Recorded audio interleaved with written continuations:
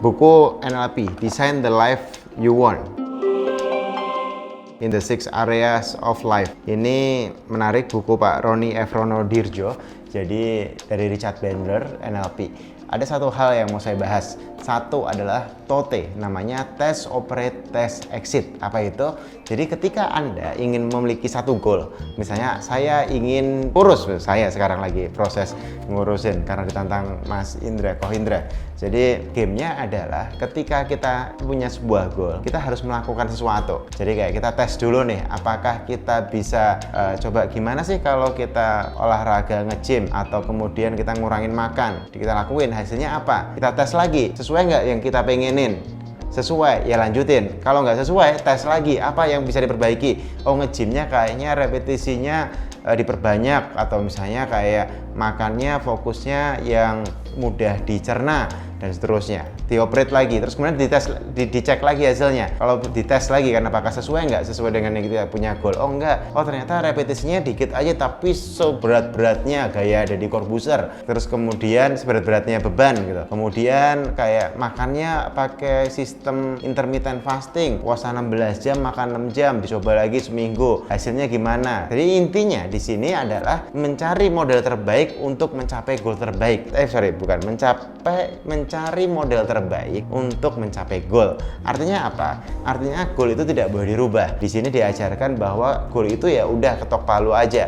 Fokus apa yang Anda inginkan. Banyak orang fokus yang tidak diinginkan. Misalnya aku nggak mau gemuk, itu nggak yang diingin. Aku nggak mau susah, aku nggak mau miskin, aku nggak mau jomblo, dan itu yang nggak mau. Maunya apa sih?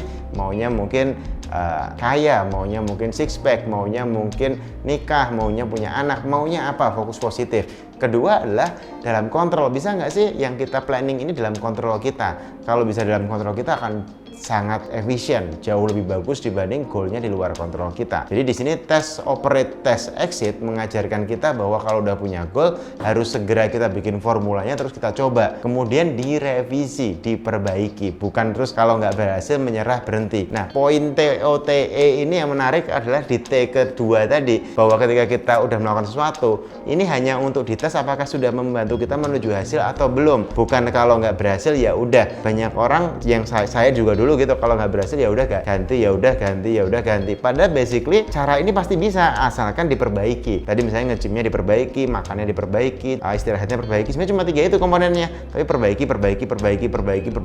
sampai ketemu caranya. Saya marketing, cara jualan basically cuma itulah. Gimana dapetin attention orang jadi interest, punya desire, kemudian action, advocate gitu kan, itu kayak AIDA konsepnya. Tapi cara untuk mendapatkan attention ini yang butuh detail, cara biar orang minat, biar orang pengen, biar orang jadi butuh, biar orang jadi berebut beli, itu yang kita terus perbaiki sehingga nanti akan muncul sebuah gelombang di mana kita bisa menjadikan itu kenyataan. Nah, teman-teman semua, TOTE atau TOTE ini menurut saya bisa kita gunakan untuk hampir semua hal dalam kehidupan kita. Misalnya membaca buku gitu. Oh, baca buku kok nggak ngerti, nggak paham. Coba deh aku pelajari lagi gimana baca buku biar lebih paham. Mau dibikin mind mappingnya, atau baca buku kok lama. Coba belajar speed reading biar baca bukunya lebih cepat. Jadi kayak goalnya misalnya saya sekarang 1 hari 1 buku. Jadi gimana caranya biar bisa baca dan tetap paham dan bisa sharing ulang. Jadi ilmu di sini saya jelasin banget bahwa ternyata gamenya sebenarnya bukan di goalnya, tapi bagaimana cara mencapai goalnya. Apakah kita masih mau terus belajar dan memperbaiki cara kita mencapai goal,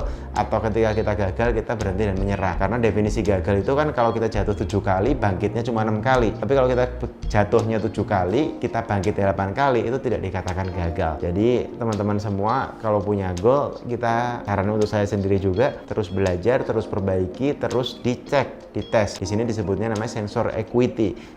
Sensor equity itu adalah kayak dapetin feedback nih, kita lakuin ini hasilnya apa, kita lakuin ini hasilnya apa. Tapi kalau kita lihat feedback ini sebagai proses pembelajaran yang kita pelajari lagi terus kita lakuin lagi, ini cepet banget. Action, evaluation, learning, action, evaluation, learning, action, evaluation, learning, kaizen, in continuous improvement. Jadi itu akan membuat kita jadi keren banget sih ke depannya. Jadi pelajaran ini adalah TOTE. Apapun yang kita lakukan, terus belajar, terus perbaiki, terus belajar, terus perbaiki. Thank you.